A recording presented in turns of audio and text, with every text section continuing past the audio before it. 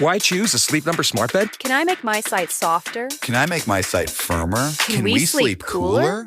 Sleep Number does that. Cools up to 8 times faster and lets you choose your ideal comfort on either side. Your Sleep Number setting. Enjoy personalized comfort for better sleep night after night. It's the final days of our Black Friday sale. Recharge this season with a bundle of cozy, soothing comfort. Now only $17.99 for our C2 mattress and base, plus free premium delivery. Prices higher in Alaska and Hawaii. Check it out at a Sleep Number store or sleepnumber.com today.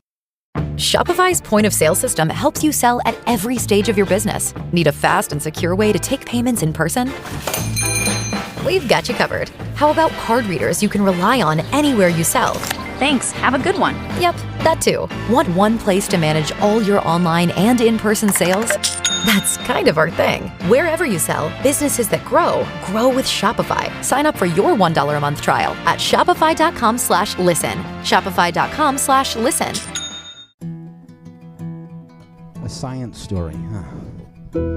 These NYU scientists, they felt right. I was so And I just thought, well, I had figured it out. it was that golden moment. Because science was on my side.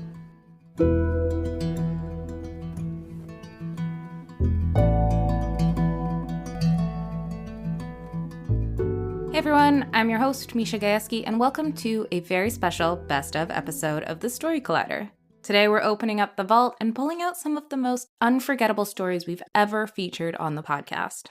After more than 15 years of sharing true personal tales about science, we've gathered quite the treasure trove. And let's be honest, even our most dedicated, longtime listeners probably haven't heard every single gem in there. These stories stick with us for a reason. They're bold, surprising, heartfelt, hilarious, and sometimes all of that at once.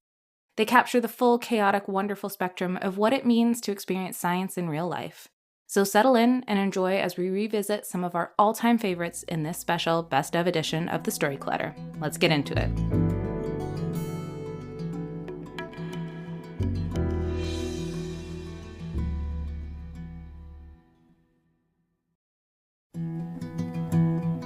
A science story, huh? These NYU scientists, they felt right. I was so And I just thought, thought, I well, had figured it out. it was that golden moment. Because science was on my side.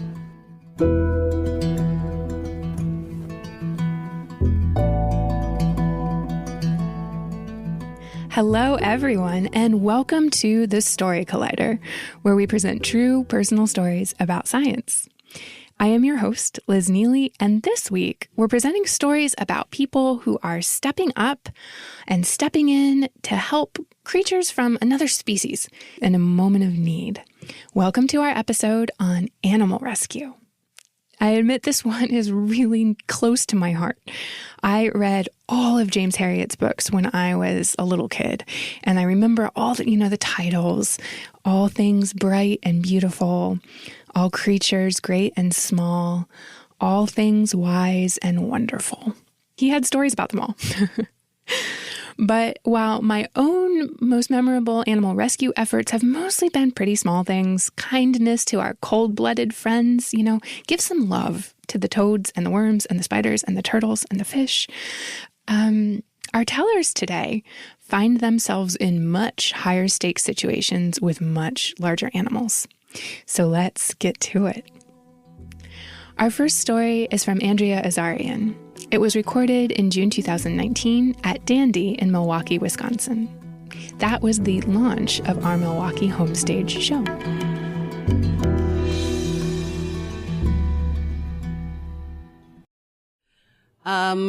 Hi, welcome back. My story doesn't have any doctors in it, except for when I pretend to be one. So, take a medical break here. I left early. I left work early one October afternoon.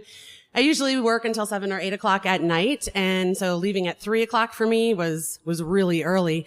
But I had to go to a place to do a thing before the place closed, and the place was like 45 minutes away from work. So I jumped on the highway, and even though I had left early, the traffic was still thick and slow, and so about halfway to the place that I needed to go to do the thing, I decided to exit and take some back roads, hopefully to get there sooner.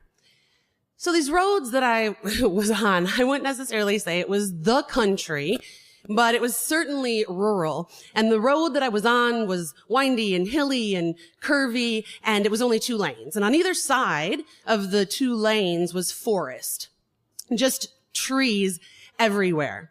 And so I'm driving on this road, and I'm driving west on this road, and this bus comes over a hill from the east, so it's coming towards me. And I see it turn on its lights and slow and put out its stop sign. And so I stop, and I'm pretty far away, right? But I'm like, who's getting off here? Because there are no driveways. This road, this rural road, the driveways are dotted down the road a half mile to a mile apart. And the driveways themselves are a half a mile long. And if you can see the house at the end of these driveways, they're accompanied by these big barn-like structures, right? And so it's not a dairy farm. I know what those look like, but these things are, these homes and these buildings, they're some kind of farms. But this bus stops not by any driveways. And so I'm like, well, children of the forest now go to school, and they take the bus, and I'm fine. That's great. I'm glad that they have that opportunity. So I'm sitting in my car, and I'm waiting. I'm stopped, and I'm looking left, and I'm waiting for the forest children to disembark and cross the road. And so I'm waiting, and I'm waiting, and I'm waiting, and nobody's coming off the bus. And this is the point where I'm like, this is how people get killed in movies. And so I'm like, maybe I should just go through this stop sign of this bus and break the law no matter what, because I'd like to live. And as I'm debating this in my head, this horse, this huge white horse, comes bounding over the hill, the same hill that the bus came over. And it falls. And I don't know if you've ever seen a horse fall. I have never seen a horse fall. I mean, I've never even really ridden horses. I usually get the donkey. So this horse falls, and it falls hard on its knees, and it kind of somersaults, and it kind of rolls and turns over and somehow gets itself back up. And so this horse is standing there, and I mean, it takes a couple of steps, but I'm sure this horse was like, what the fuck just happened? Because I was like, what the fuck just happened? And then the bus's lights go off, and the stop sign folds in, and the bus leaves. So I'm guessing that the bus driver saw the horse, since they were coming over the same hill, and thought that it was a good idea to probably stop so as not to hit the horse and make jello. So here it is. Here I am, just me and the horse now. Nobody else in sight. And I'd like to take a minute here to tell you everything that I know about horses. They are big. They have 4 legs. They are not dogs. I know lots of things about dogs. I've had a lot of dogs. Horses are not dogs. I know nothing about horses. So naturally, I pull over to the side of the road, and I get out of my car, and I cross the street, and I go to this horse. So I'm standing behind this horse. I'm about 10 feet behind it, directly behind it. And I start talking to it. I'm like, hey, horsey, you took quite a tumble back there. I don't know if you're all right. I just thought maybe I should stop and see if there was anyone I could call for you. And this horse turns its head around to look at me, and it growls. Well, I mean, it doesn't growl, right? But it's like the equivalent of a dog's growl. It's pissed. So worse than the growl is the blood. I told you there were no doctors in the story, but I didn't say anything about no blood. This horse was covered in blood from the forehead down the eye, all down its nose and chest, and dripping down its leg. And the contrast in color of this red blood against this stark white horse was horrifying. So, unlike any sane person you would know, I stay. I don't leave. I mean, I'm the girl who decided to skydive because, you know, it looked like fun. And I'm the girl who got lost in a rainforest in Puerto Rico at dusk and barely made it out before the dead of night. And I'm the girl who scaled balconies in Montevideo, hotel balconies in Uruguay just to see a boy. Like, I can handle a horse. So I moved slowly to the side of this horse. So now I'm perpendicular to this horse. And my job, as Keisha said, as an advisor, I listen to people's problems all day and help them solve them, to help them. And so I'm like, you know what I should do? I should try and gain some rapport with this horse. Think of things that we may have in common. And so I kind of look under the horse, and I don't see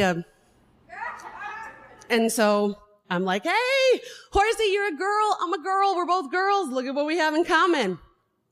And look at your beautiful mane. I too have a beautiful mane. Mine is black and curly. Yours is white and straight, but they're both gorgeous. And look at those big brown eyes and those long lashes, horsey. I too have big brown eyes and long lashes. We are both just gorgeous, horse. And the horse again turns to me and growls at me, and I again, undeterred, do not leave. Instead, I now take more small steps to the left, so I'm standing directly in front of this blood-covered horse. And I notice that it's got a rope tied around its leg multiple times. And I was like, oh, well, now I know how to help you. I'll just unwrap the rope from your leg, and then you can go home. Problem solved, right? Except I don't really know how to do that. You know how when you're walking your dog and the leash gets caught in its leg and underneath it, and so you bend down and you pick up its leg and then you unwrap the lead and then you keep walking, right? I don't know how to do that with a horse. Do you pick up, is that a two-handed job? Do you pick up the leg, tell it to sit, offer it a treat? I'm not sure how to do that. And so, I'm looking at this horse. I'm down on the ground, and this horse is making all these noises. Clearly this horse is warning me, but I'm dumb but determined to help this horse. And so I recall some more dog knowledge, and I'm like, you know what? I'm going to put out my hand and let it smell me. And if it smells me and it doesn't eat my hand, totally staying. So I'm down on the ground, and I put my hand up, and I'm like, hey, horsey, remember all the things? We're the same, you and me. And slowly but surely, this seriously injured horse lowers her head a little bit more, and she takes her nose and nuzzles it into my hand. And I am elated. I'm super bloody now, but I'm so excited because this horse likes me. I'm totally staying. I'm saving this horse. So I'm down on the ground, and I'm like, how am I going to get this rope? And I'm like, oh, you know what? There's got to be another end to the rope, right? Where is it? I'll just pull it towards me, and then I can unwrap the rope, and then we're good to go. And so I'm looking, but I can't see this rope. And so I stand up and I visually follow this rope yard after yard after yard down the grass. And lying there in the grass, attached to the other end of this rope, is a huge fucking fence post. And so I turn back to this horse, not wanting to upset the beast. And I say to myself, this is a fugitive horse. This horse does not want to be saved. This horse is on the lam. Just about then, a car pulls over, a car stops. There had been no other cars up until then. And a mom and her 12-year-old son get out, and they come over, and she's like, hi, can we help you with anything? I think she sounded like that. Anyway, and for some reason, I was super protective of this horse at this point. And for some reason, I somehow transformed into a Southern sheriff. And I said to her, no, ma'am, everything's fine here. Sweet Pea took a fall, and she and I just need some space. So you can just go on and get back in your car and proceed with your evening. Y'all have a good night now, you hear? And she's like, are you sure? I'm like, yep, we're sure. Y'all just get back in your car and drive safely. So skeptically, right, she looks at me and she puts her arm around her son and probably says something like, we better leave. And so they get in their car, and they do. So here it's just me and the horse again. Oh, which, by the way, I had named her, unconsciously, I had named her Sweet Pea. I mean, why wouldn't you give a horse a name? It's my horse now. She needs a name. So, Sweet Pea and I'm still petting her. I've been petting her the whole time, and she's just been standing in the same place. And I'm like, I've got to get this rope. So I'm tugging on this rope, and this fence post is heavy and it's far away. And I'm tugging on this rope one-handed, and I'm making a little bit of progress, bringing it closer to me, when another car stops.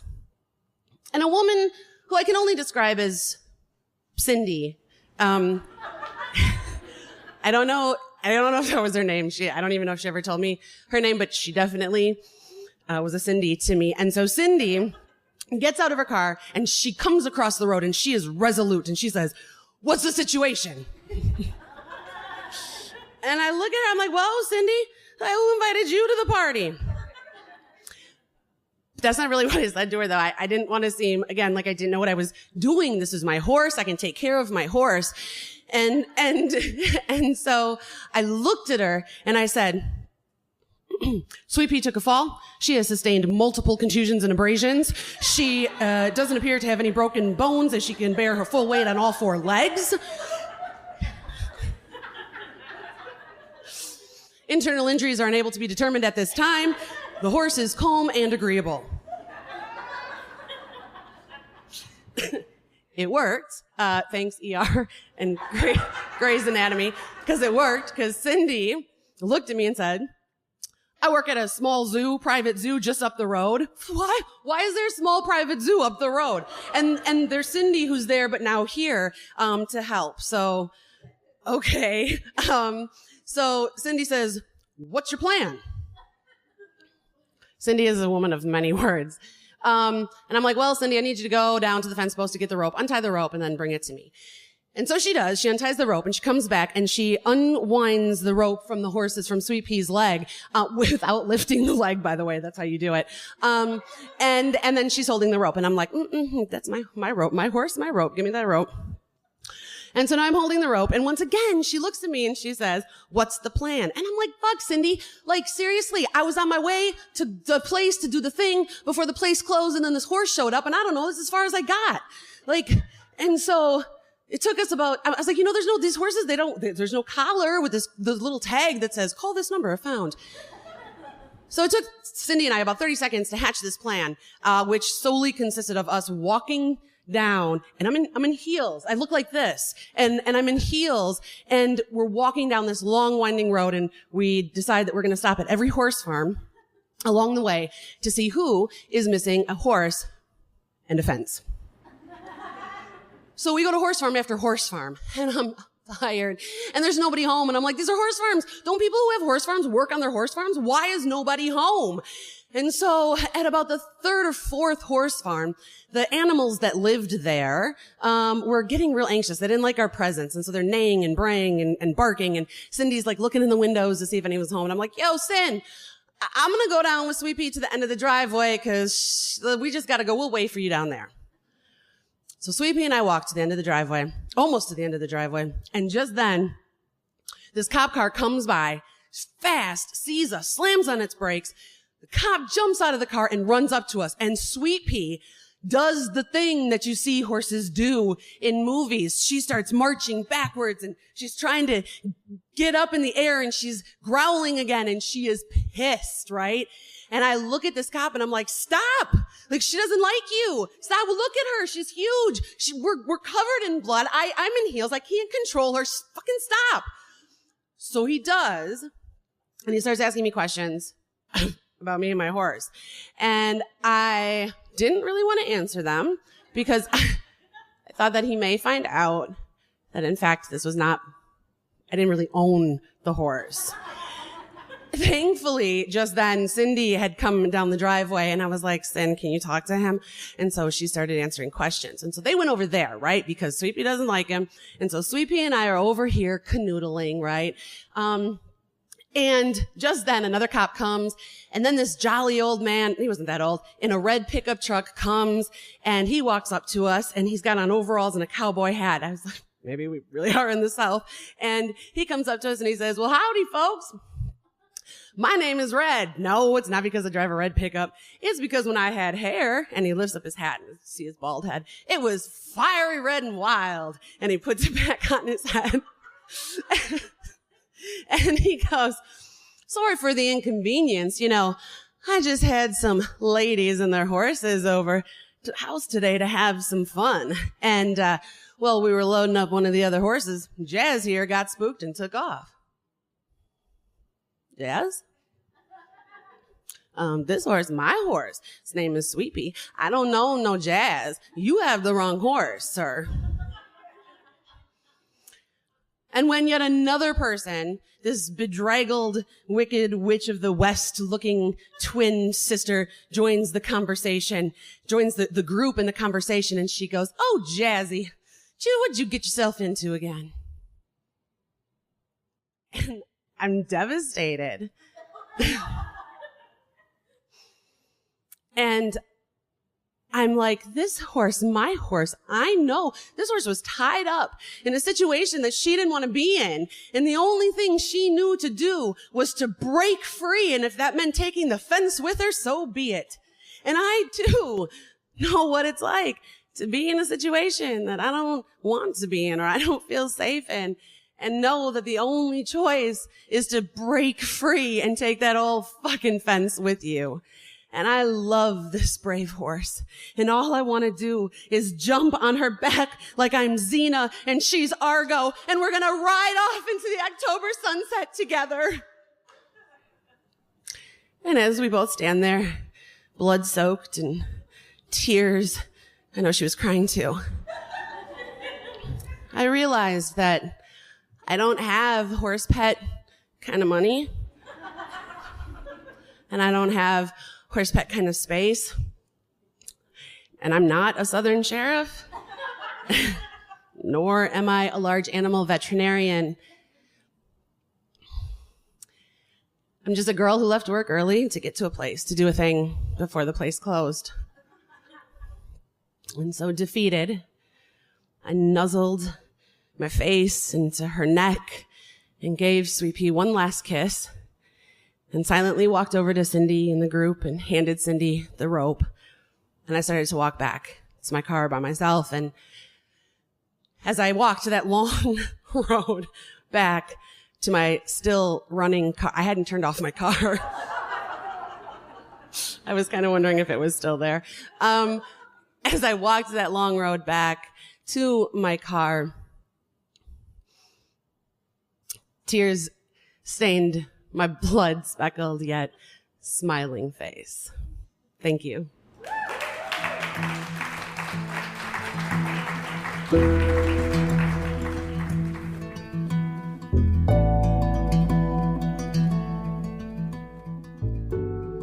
That was Andrea Azarian. Andrea has an undergraduate degree in public administration and political science from University of Wisconsin-La Crosse. She completed her teacher certification and master's degree in education at Alverno College, and then taught English, math, reading, and family and consumer education for grades 5 through 8 in Milwaukee public schools. She's now an academic advisor at University of Wisconsin-Milwaukee in the Department of Curriculum and Instruction, which is a position she's held for 12 years. Her time outside of work is spent traveling with her friends and family and laughing and being present in the moment. Thank you. When you give to a nonprofit, how do you know if it's really working? We often hear about things like low overhead costs or efficient fundraising, but what about actual impact? That's what GiveWell, this episode's sponsor, focuses on. They've spent over 70,000 hours doing research to find the most cost-effective programs that save or improve lives the most per dollar. Over the past 18 years, GiveWell has helped over 150,000 donors direct more than $2.5 billion to the highest impact opportunities they've found. Rigorous evidence suggests these donations have saved more than 300,000 lives and improved millions more. You can find all of their research and recommendations on their site for free. And thanks to the donors who choose to sponsor their research, GiveWell doesn't take a cut from your tax-deductible donation to their recommended funds. If this is your first gift through GiveWell, you can have your donation matched up to $100 before the end of the year, or as long as the matching funds last. To claim your match, go to givewell.org and pick podcast and enter the Story Clutter at checkout. Make sure they know that you heard about GiveWell from the Story Clutter to get your donation matched. Again, that's givewell.org, code the Story Clutter to donate or find out more. Thank you, Andrea. I am so glad that you were present in that particular moment for Sweet Pea. And you know what? I bet she's still thinking about you too. Our next story today is from Gwynne Hogan. It was recorded online in May 2020 in Gwynne's living room in New York City. The theme of our online show that night was the outdoors.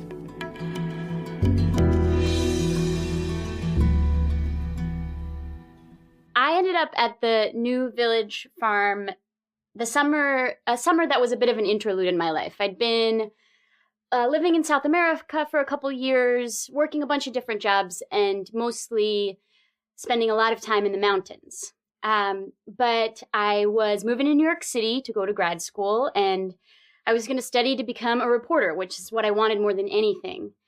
But I was a little anxious about saying goodbye to the outdoor life that I had gotten accustomed to. So before I started school, I found a job at a little family farm in Vermont. It was sort of a little tiny farm, and it doubled as a summer camp for kids, elementary and middle schoolers, and it was my job essentially to wrangle these children to take care of the farm animals. And the woman in charge of this establishment was a bad broad. Her name was Michaela. She had this long white hair. She'd always walk around in big, baggy, slop-covered jeans. But she wore these little tiny t-shirts so you could see how brawny she was. She was a championship arm wrestler. And she handled everything. When the cows got loose, when the pigs got loose, when a camper had a panic attack or a broken arm, or we needed to slaughter an animal, Michaela always knew what to do. But this particular weekend, she was gone. She was going camping with her family, and she put me in charge. What could possibly go wrong? Gwen's got this. So the next morning, Michaela's left. I'm up at one end of the farm, and I'm taking care of the baby goats. And all of a sudden, a golf cart comes tearing up from the other side of the farm. And in it, there's this city kid and his babysitter who are at the farm for the weekend. And the city kid is he's got this wild look in his eyes. He looks traumatized, and he's screaming over and over again, "There are legs coming out of Curly's butt. There are legs coming out of Curly's butt." And I don't know what he's talking about, but I start running to the other end of the farm, and I'm thinking, Curly, she's this 13-year-old, wonderful, sweet goat. She's got these long, scraggly white beard hairs. She's every camper's best friend. She's so mild-mannered, we just let her wander around the farm and do what she wants. But come to think of it, she had started to look a little bit rounder than usual, maybe too round, but how could it possibly have happened? She's so old. And then I'm thinking back a few weeks earlier, the male goat, the buck, came to inseminate the other goats and may or may not have gotten loose. There's no way he could have impregnated Curly, this old goat, but now I arrive and she's looking very pregnant and she's in labor, and I am in charge. So I call Michaela. Hi, Michaela. Don't want to stress you out. Everything's fine. Everyone's totally cool. Except Curly is having a baby right now. Very calmly, Michaela says, "Gwen, get it out."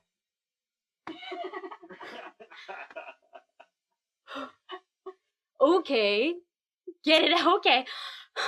So I'm like, I'm gonna get it out. So I start tugging, and I'm just grab these little legs, and I'm like, okay, tugging, and I'm pulling, but nothing's happening. There's no movement. So the babysitter and the kid, they get on the front of Curly, and they're grabbing Curly by her shoulders and her arms, and they're pulling from that side, and I'm pulling from the back, and I'm tugging, and I'm pulling, and I'm tugging, and I'm pulling, but nothing's happening. It's stuck. And then I get on my butt, and I put my boots up against Curly's backside, and I'm pushing with my legs, and I'm pulling with my arms, and I'm tugging, and I'm pulling, and I'm tugging, but this thing is stuck. So I get back on the phone with Michaela. Michaela, it's stuck. She says very calmly again, "Gwen, did you put your hand up?" Well, no, I didn't put why would I have put my hand? And I start to feel very lightheaded, and the city kid is looking at me, and I'm looking at the city kid, and stupid babysitter, I'm looking at him, and he's looking at me, and Curly is looking at me, and then I think about this baby that might exist if I could just help it get out of that world and enter this one. So I know what I have to do. I wash my hands, roll up my sleeves, and I'm going in. First, my fingertips, and my knuckles, then my palms, and I can sliding around Curly's warm, dark insides, and I'm trying to feel around this little baby goat's body. I'm grabbing for anything, its little arm, its little leg, whatever I can. I'm grabbing and I'm pulling and I'm tugging and I'm pulling and I'm tugging, but it's still stuck. I can't do it. And after a few minutes, I come out, I wash my hands. Michaela, I can't. It's stuck. She says, okay, call the vet. I was like, what? Was there not a vet like 3 minutes ago, Michaela, before the whole... Well, the vet rushes over, and I watch as he transforms the barnyard into this open-air operating room. He puts fresh straw on the ground, and he covers Curly's face with a rag full of anesthesia, and she conks out, and he's wiping her down with alcohol, and then he slices her open, and then he's going inside. He's moving organs this way and that, and all of a sudden he's got something in his hand. I see he's got it, and he raises it up above his head, and it's this floppy, gummy version of what a baby goat should be like, and he drops it on the straw beside her. It's dead. It's lifeless. And he's tying her tubes so this never happens again. And then he's stitching her up, and it's over. And it turns out, he says, Curly is so old that her bones calcified in place. So a younger goat, a baby would have been able, or the goat would have been able to bend and contract so that the baby goat could slide through. But Curly, since she was so old, the baby had just been met by a wall of bone. And as soon as she went into labor, the baby would have suffocated. It could have happened hours earlier. There was nothing we could have done. Curly miraculously recovered, which was very good news, because in the summertime, sometimes flies will lay eggs inside the lesions of farm animals, and they can be eaten from the inside out by maggots. So Curly recovered, and it was great news. And she went on to live a very productive life, delighting generations more of camp counselors, and then camp kids, and also counselors. Then she got sick, and Michaela was going to have to put her down. But before they did, they had a death ceremony for her, and they surrounded her by floral crowns that the kids had made, and they wished her into the afterlife. And then she passed, and Michaela buried her. And 6 months later, they dug up her bones, and they used those bones at the camp to teach kids about anatomy. In life and in death, Curly taught many people many things. And that day, she taught me something too. I may never be a championship arm wrestler like Michaela, but I'm a bit of a bad broad too. Thank you.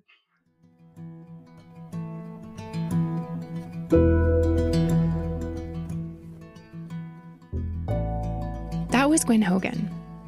Gwynne is a reporter and a producer in the WNYC newsroom who says she keeps seeming to end up covering disease and communities from measles to COVID-19. She's also a proud member of the Story Collider podcast production team and is excited to make her virtual storytelling debut with the show. We got to hear her story for the first time at our staff retreat in 2019, and she just had us rolling. I will never forget it. It is such a roller coaster of a story. Thank you so much, Gwynne, and thank you, Andrea, for sharing your stories with us. The Story Collider is also so grateful for the support of Science Sandbox, a Simons Foundation initiative dedicated to engaging everyone with the process of science. The Story Collider is led by me, Executive Director Liz Neely, as well as Artistic Director Erin Barker. We couldn't do it all without the support of Deputy Director Nissa Greenberg, Operations Manager Lindsay Cooper, and the rest of our amazing team. The stories featured in today's podcast were from shows produced by Nikisha Roberts-Washington, Genesis Renji, Nissa Greenberg, and Erin Barker. The podcast is produced by senior podcast editor Jun Chen with help from Gwynne Hogan and Johnny Nichols. The theme music is by Ghost. Special thanks to Dandy and their incredible tagline, Mid-Ventorious Modern, and to Crowdcast for hosting these shows with us. And special thanks to all of you. Truly, this is my final episode on the podcast. After 5 intense and incredible years, my last day with Story Collider is August 31st. I am so profoundly grateful to our board, our team, our producers, our storytellers, and you, our listeners. It has been really an honor, and it has meant the world to me to be a part of this story. Thanks for listening. Stay safe.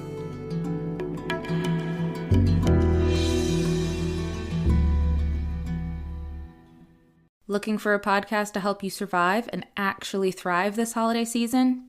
Check out All the Hacks. All the Hacks is hosted by Chris Hutchins, a financial optimizer who's been everywhere, literally. He's traveled to 60 plus countries, racked up millions of rewards points, and sold 2 companies. And if you're like me and planning to travel over the holidays, you've got to check out the Airport Lounge episode with Kevin Song. It was so useful.